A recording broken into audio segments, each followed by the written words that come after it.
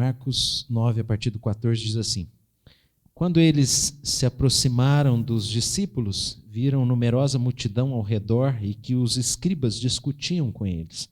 E logo toda a multidão, ao ver Jesus, tomada de surpresa, correu para ele e o saudava. Então ele interpelou os escribas: que é que discutis com eles? E um dentre a multidão respondeu: Mestre, trouxe-te o meu filho, possesso de um espírito mudo, e este, onde quer que o apanha, lança-o por terra, e ele espuma, ri-lhe os dentes e vai definhando. Roguei a teus discípulos que o expelissem, e eles não o expeliram. Então Jesus lhes disse: ó geração incrédula, até quando estarei convosco? Até quando vos sofrerei? Trazei-mo. E trouxeram-lhe. Quando ele viu a Jesus, o espírito imediatamente o agitou com violência, caindo ele por terra, revolvia-se espumando. Perguntou Jesus ao pai do menino: há quanto tempo isso lhe sucede? Desde a infância, respondeu. E muitas vezes o tem lançado no fogo e na água para o matar. Mas se tu podes alguma coisa, tem compaixão de nós e ajuda-nos. Ao que lhe respondeu Jesus: se podes, tudo é possível ao que crê. E imediatamente o pai do menino exclamou com lágrimas: eu creio, ajuda-me na minha falta de fé. Vendo Jesus que a multidão concorria, repreendeu o espírito imundo, dizendo-lhe: espírito mudo e surdo, eu te ordeno, sai desse jovem e nunca mais tornes a ele. E ele, clamando e agitando muito, saiu, deixando como se estivesse morto, a ponto de muitos dizerem: morreu. Mas Jesus, tomando pela mão, o ergueu e ele se levantou. Quando entrou em casa, os seus discípulos lhe perguntaram em particular: por que não podemos nós expulsá-lo? Respondeu-lhes: essa casta não pode sair senão por meio de oração e jejum. Amém. Eu já usei em outros sermões, uma analogia que eu acho que exprime muito bem o ponto central dessa narrativa de Marcos 9, 14 a 29. Refere-se a um fato que aconteceu com um dos mais, ou o mais famoso dançarino em corda bamba da história, do mundo. O nome dele era Monsieur Blondin. Era francês, então provavelmente Monsieur Blondin, certo? É mais ou menos por aí. Se escreve Monsieur Blondin. Deve ser Monsieur Blondin. Pois bem, o caso é que em 1859, não é 1959, 1859, estou contando para vocês um fato do século XIX, ele teria atravessado as cataratas do Niágara andando sobre uma corda bamba. Levou 15 minutos para fazer isso. Recentemente, em 2012, um outro cara fez isso. Levou meia hora. Para surpresa dos presentes, que já estavam eufóricos com o feito de Blondin, desse francês, deve ser Blondin, não garanto, já estavam admirados com o que ele fez. Aí, o que aconteceu? Ele resolveu voltar. Ele atravessou de volta, o que criou ainda mais repercussão e mais euforia do público que acompanhava aquele showman andando na corda bamba. Após atravessar 2 vezes, para lá e para cá, um repórter perguntou a um dos espectadores, do espetáculo, se ele acreditava que o Blondin era capaz de atravessar pela 3ª vez. Mas você já fez 2? É claro que faria mais uma, sem problema, acredito sim. Você acredita que ele é capaz de atravessar empurrando um carrinho de mão? Deve ser, já fez 2 vezes, faz, empurrando o carrinho, com uns 80 quilos ali dentro do carrinho? Acredito que sim. Você topa entrar no carrinho para ele te empurrar, então? Não, aí uma coisa é eu acreditar na capacidade dele, outra coisa é eu entrar no carrinho, isso é uma outra história.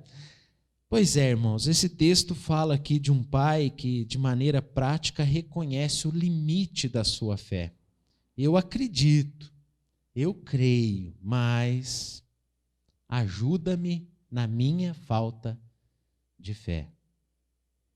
A narrativa é sobre também um jovem que vivia sob a influência de um espírito maligno que lhe causava profundos males e que não pôde ter o seu problema resolvido com a ajuda dos discípulos de Jesus.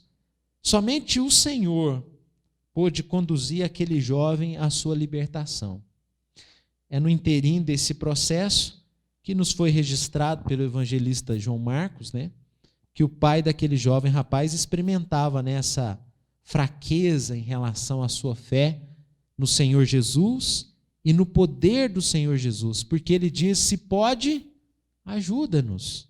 E Jesus parece que responde de maneira bem enfática: se podes, tudo é possível ao que crê.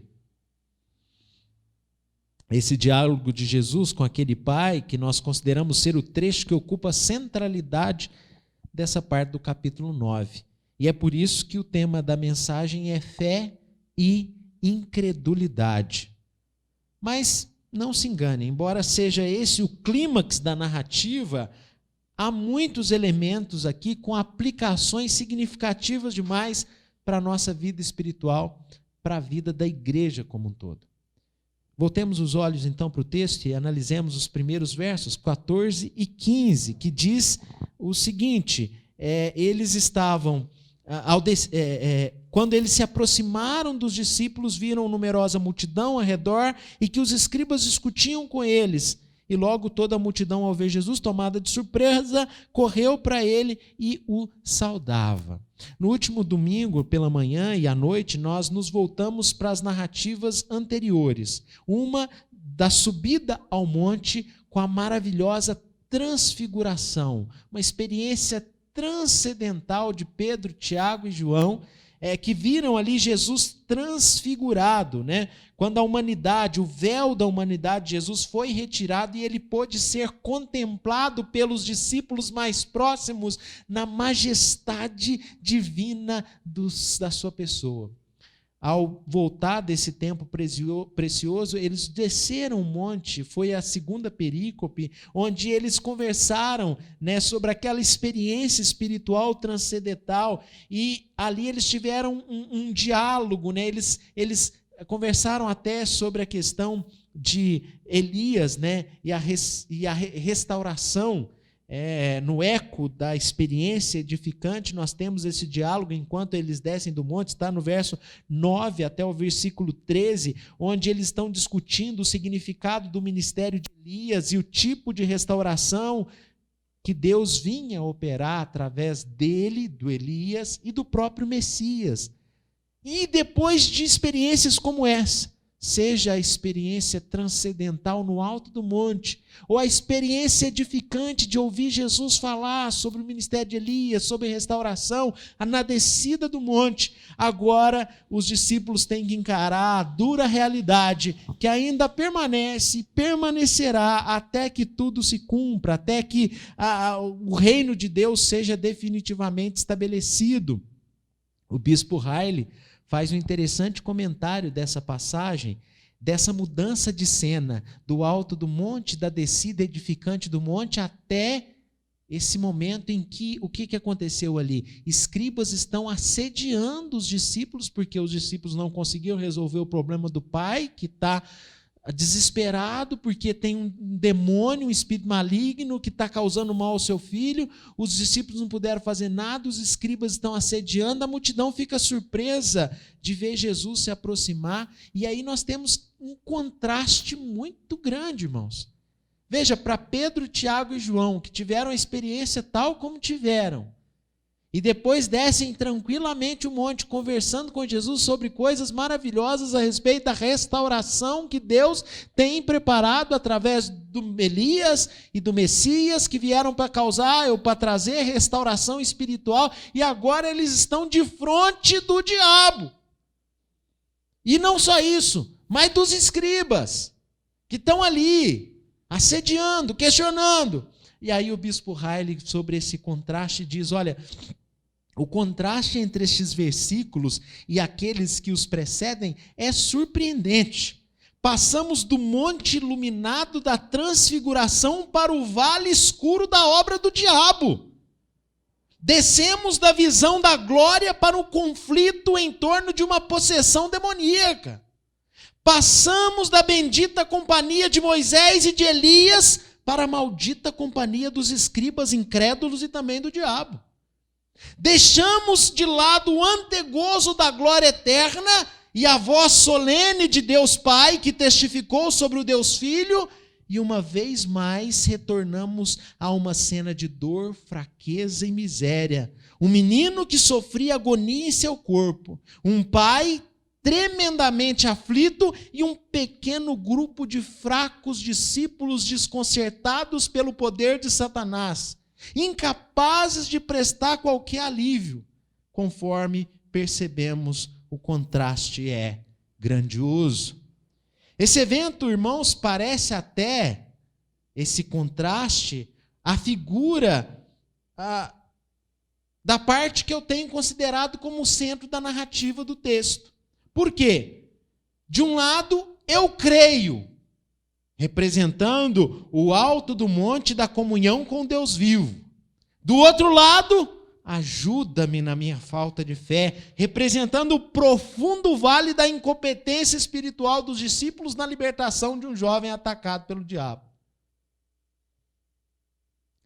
É um vívido quadro da vida de todos nós, de todos os verdadeiros crentes, em seus momentos espirituais marcantes e de grandiosa comunhão com Deus lá no alto do monte, e os momentos de profunda debilidade, tristeza, fraqueza e falta de fé.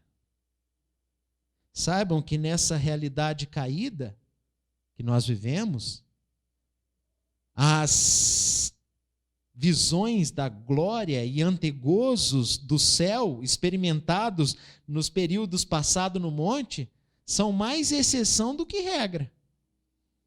Esses momentos tais quais Pedro, Tiago e João viveram ali no alto daquele monte é mais exceção do que regra.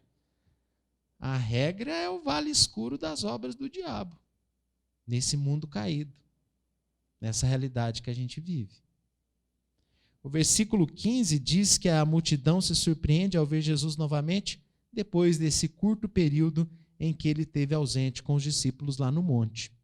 Voltamos nossos olhos agora para o verso 16, porque Jesus interpela os escribas e pergunta: que é que discutis com eles? Jesus se interessou com a discussão, mas desejou saber qual que era o motivo. Me parece que há uma preocupação com os próprios discípulos. Jesus está preocupado com os seus discípulos, ele é o nosso advogado, né? Os escribas poderiam estar acusando: vocês não valem de nada, vocês não puderam ajudar esse homem e o filho dele. Não se sinta, meus queridos irmãos, jamais abandonado diante dos adversários gerais da vida. Jesus está sempre interessado na nossa causa, porque ele tem um apreço por seus discípulos, e a gente vê isso nessa pergunta. O que vocês estão discutindo? Ele está preocupado. Os discípulos estão sendo assediados ali pelos escribas, críticos. Mas Jesus se preocupa com os discípulos lá, e tenha certeza de que quando nós somos assediados, e somos muitas vezes, em várias circunstâncias, nós temos advogado junto ao Pai. Paulo disse isso. Até mesmo quando somos assediados por Satanás, nós temos advogado para nos defender. O nome dele é Jesus. Os versos 17 e 18, dentre a multidão, quer dizer, o pai, vendo a pergunta que Jesus fazia para os escribas, vem e assume ali a responsabilidade de tudo que está acontecendo. Veja, mestre, verso 17, eu trouxe-te o meu filho, possesso do espírito mundo. Agora eu começo a entender por que a multidão se surpreendeu. Porque o pai tinha trazido o menino para Jesus, mas Jesus estava ausente junto com Pedro, Tiago e João. E aí, quando os discípulos tentaram ajudar de alguma maneira e não conseguiram, Jesus chega, e a multidão se surpreendeu, ponto. Vamos ver se agora a situação vai se resolver. Há uma expectativa e por isso há uma surpresa. Sempre que há uma expectativa, há sempre uma surpresa a partir da expectativa. E aí o pai apresenta o problema, e não só apresenta o problema, mas o verso 18 diz que o pai explica melhor o problema e também fala que apresentou, né, que os discípulos não conseguiram resolver o problema, está aí no final, na parte B do versículo 18. Então veja que o problema é exposto ao Senhor pelo próprio pai do rapaz, que vivia sob a influência desse espírito maligno, que já adianta também, o pai adianta para Jesus a incapacidade dos seus discípulos de, pela autoridade espiritual, conduzir aquele jovem para a sua libertação. Meus irmãos, aqueles discípulos anteriormente tinham tido sucesso contra os espíritos malignos. Lá no capítulo 6, verso 13, eles foram enviados por Jesus e eles voltaram relatando, e na verdade não só isso, mas Marcos conta que eles tiveram sucesso. Os demônios obedeciam eles. Eles libertavam as pessoas pela autoridade que Jesus tinha dado para eles. Mas agora, de repente, eles se depararam com um caso que eles não tiveram condições de resolver.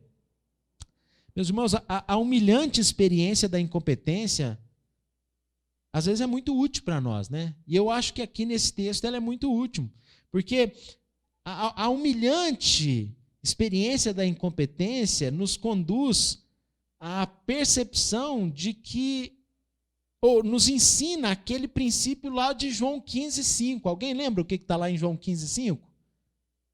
Alguém se lembra? Sem mim, só dá o cutucãozinho que todo mundo vai. Sem mim, nada podeis fazer. Às vezes, a gente aprende melhor esse princípio na dolorosa experiência do fracasso. Porque você ouvir, você às vezes esquece, mas quando você vive essa dolorosa experiência, isso não sai da sua memória.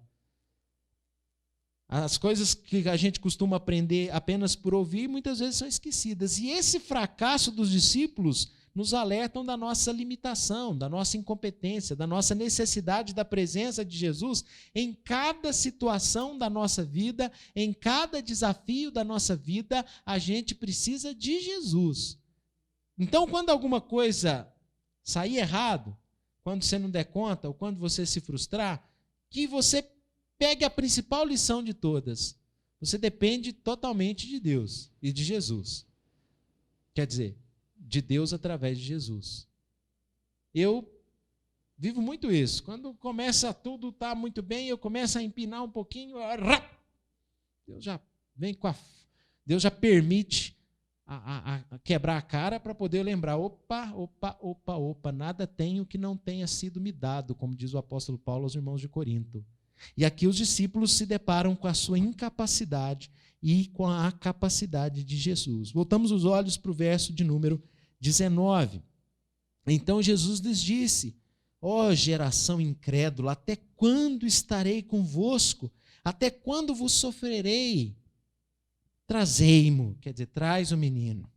Meus irmãos, saindo de um momento como aquele, de comunhão com o Pai lá no alto do monte, com os santos, Moisés e Elias, o Senhor manifesta seu incômodo aqui, o Senhor Jesus manifesta sua tristeza por essa realidade de incredulidade, de sofrimento. Quer dizer, a incredulidade muitas vezes traz sofrimento ao Senhor. Nós vimos isso no capítulo 8, quando ele explica, faz milagre e está ali, esses escribas aí, pedindo um sinal. Logo depois que ele repetiu o milagre dos pães, no início do capítulo 8, ele repetiu a multiplicação dos pães e peixes, e os escribas viram para ele e diz: mostra um sinal do céu. E aí o Senhor Jesus exprime a sua dor, o seu sofrimento pela incredulidade humana.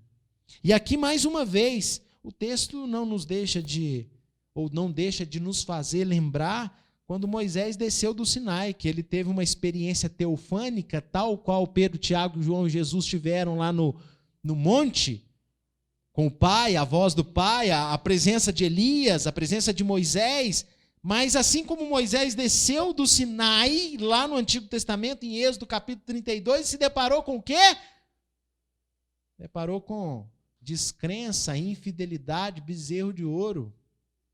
Jesus, Tiago, Pedro e João desceram do monte da transfiguração e se depararam com o quê? Falta de fé, sofrimento, obra do diabo no vale da escuridão. Quando eu falo vale, porque eles desceram do monte. É ali, no vale da escuridão. que a obra do diabo está sendo realizada, a incredulidade está presente. O verso de número 20 diz que trouxeram o menino para Jesus, do jeito que ele pediu. Quando ele viu a Jesus, o Espírito imediatamente o agitou com violência, e caindo ele por terra, revolvia-se espumando.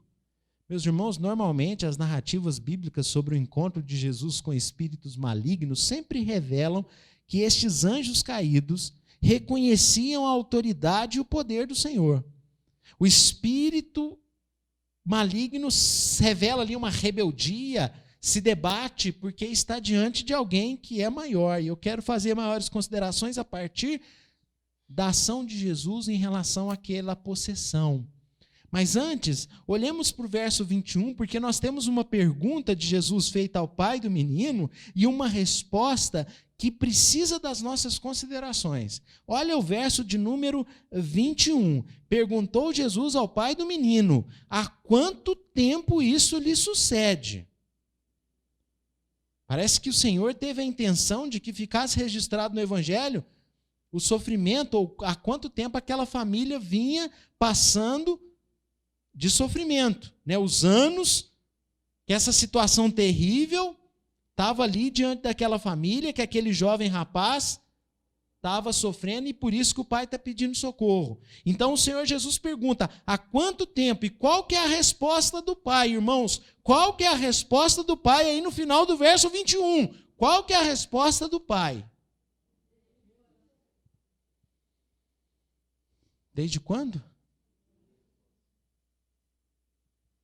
Desde a infância. Que tristeza, meus irmãos. Que tristeza. Esse versículo parece traduzir exatamente o que a gente está vivendo no século 21. Satanás continua investindo pesado nas nossas crianças. É desde a infância que o inimigo vai atrás das nossas crianças.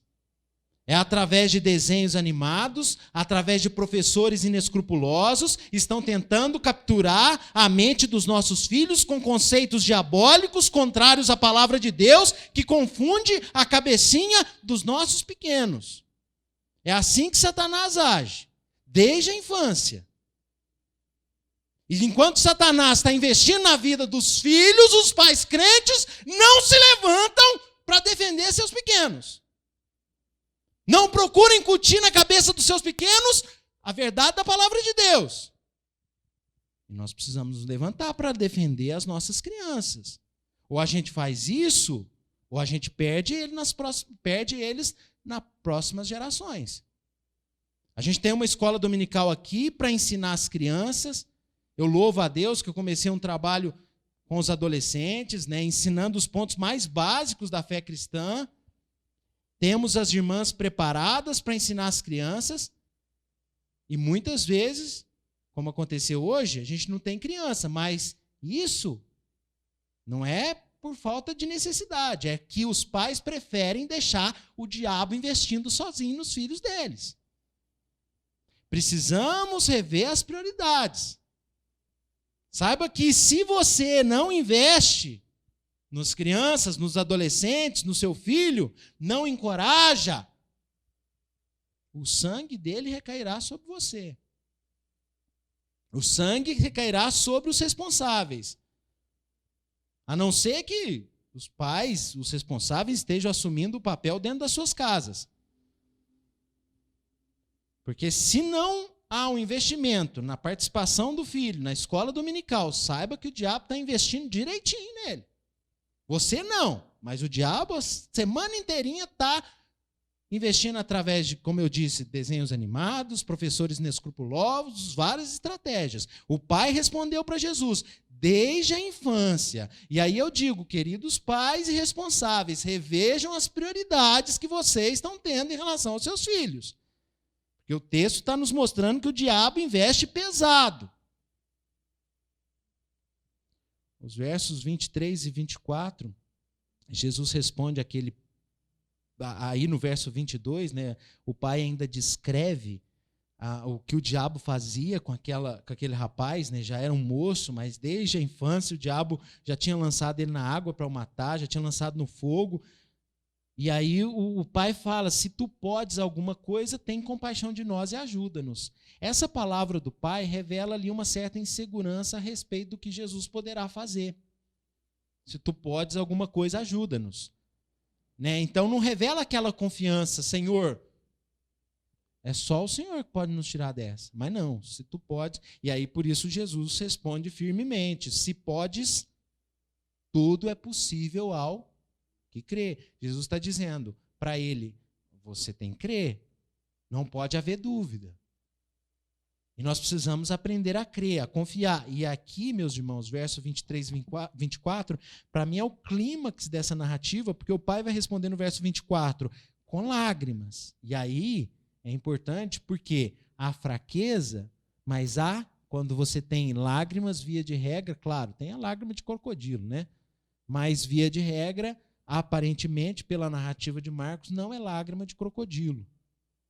É lágrima de sinceridade. Porque ele é sincero em relação ao seu problema. Qual o problema? A debilidade da sua fé. Porque ele expressa no verso 22 a sua incredulidade, a sua fraqueza, a sua falta de confiança. Se tu podes alguma coisa, tem compaixão de nós. Jesus responde para ele, olha, se podes, tudo é possível ao que crê. E aí, as lágrimas reafirmam ou confirmam aquela sinceridade do 22. Eu creio, mas o que acontece? Ajuda-me na minha falta de fé. Eu creio, mas minha fé é pequena. Uma resposta sincera e verdadeira que vem desse pai sofredor. É impressionante como a fé e a incredulidade pode estar mesclada no mesmo coração. Né? No mesmo coração tem fé e incredulidade junto. E esse é um vívido quadro do coração de muitos crentes verdadeiros, meus irmãos. De muitos crentes verdadeiros. Na verdade, eu diria que da maioria dos crentes. Quem aqui não convive muitas vezes lado a lado com a confiança e ao mesmo tempo com a dúvida? Com a esperança e ao mesmo tempo o temor?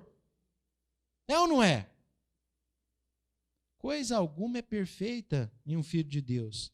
Enquanto ele estiver nesse corpo, enquanto ele estiver nessa realidade caída, afetada pelo pecado, sempre tem um resquício de dúvida que tema em permanecer ali, no cantinho do coração.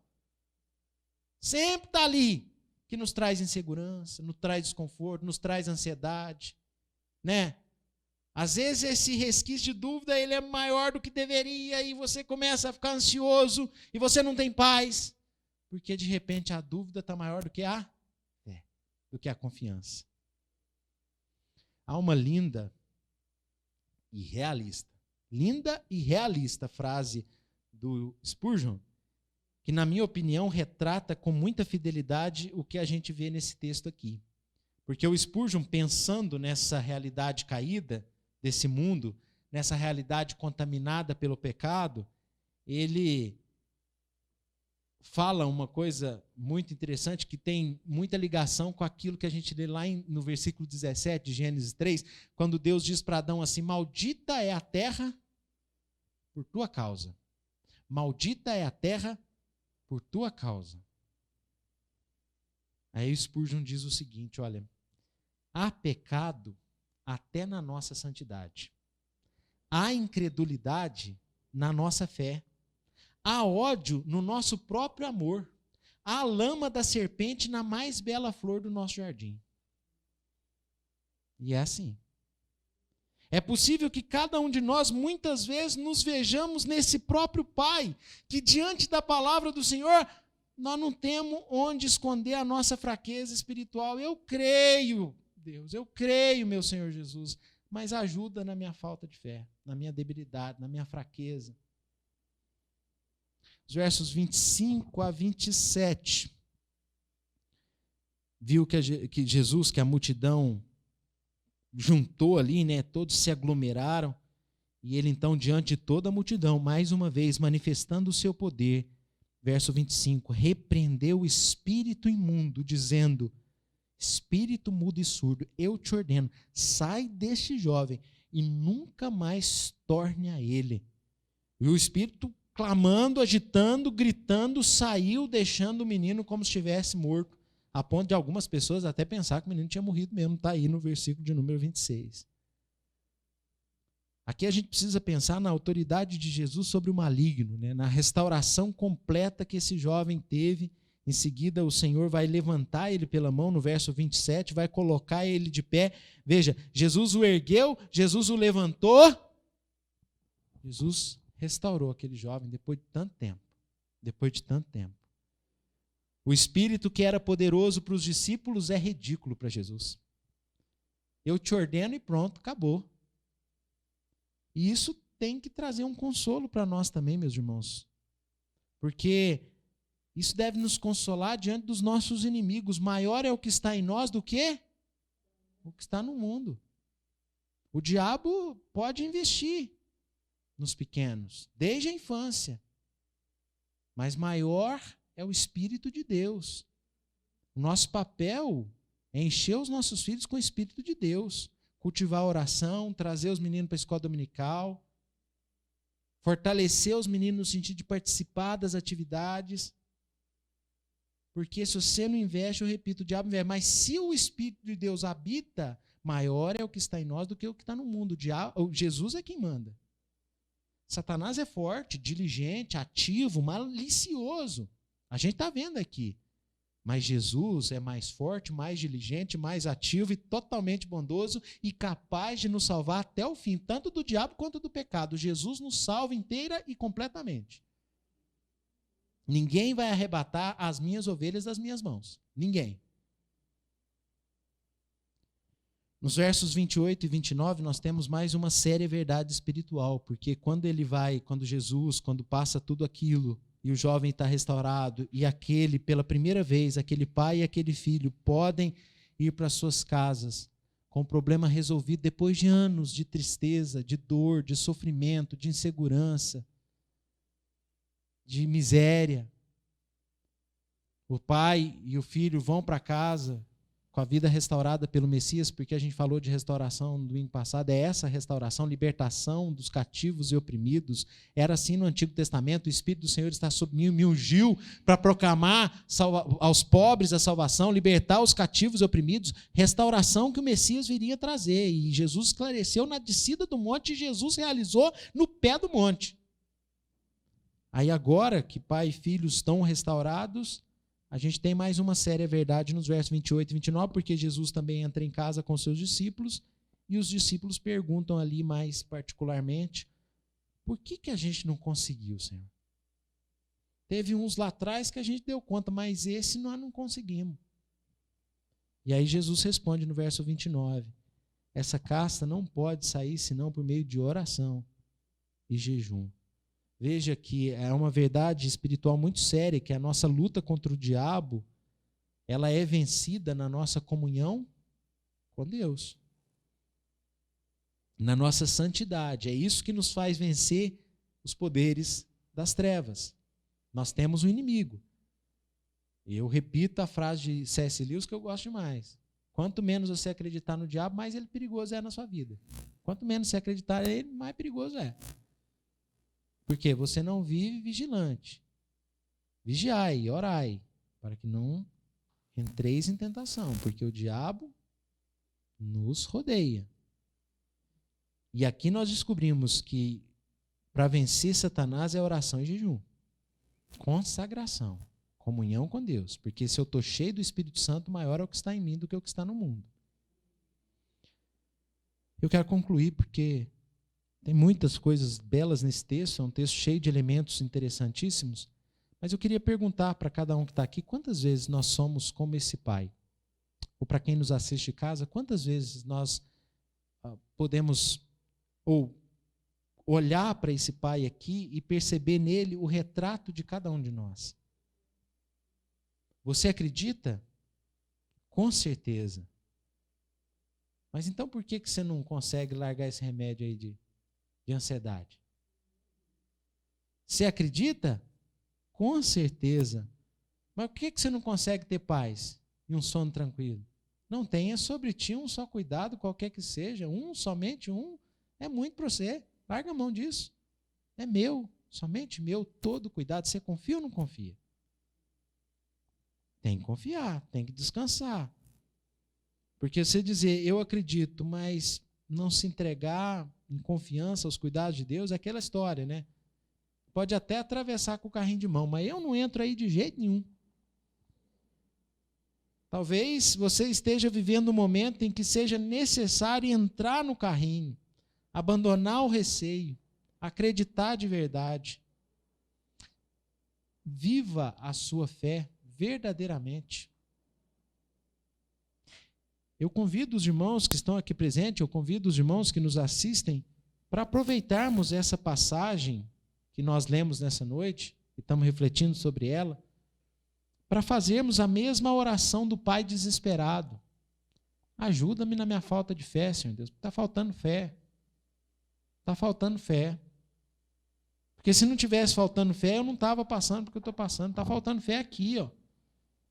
Quando o coração dispara e você sente aquele medo, aquela apreensão, está faltando confiança. Querido povo do alto, ao mesmo tempo que eu falo para você repetir a oração do Pai, ajuda-me na minha falta de fé, Senhor, eu diria para você usar essa fé fraca, trêmula, duvidosa que você tem, mas não deixa de usar ela não, porque sem ela é pior ainda. O Pai usou. Eu creio. Quer dizer, está cheio de incredulidade aqui também. Ajuda-me na minha falta de fé. Mas eu creio. Então, usa o que você tem. É pouca, mas eu tenho. Amém.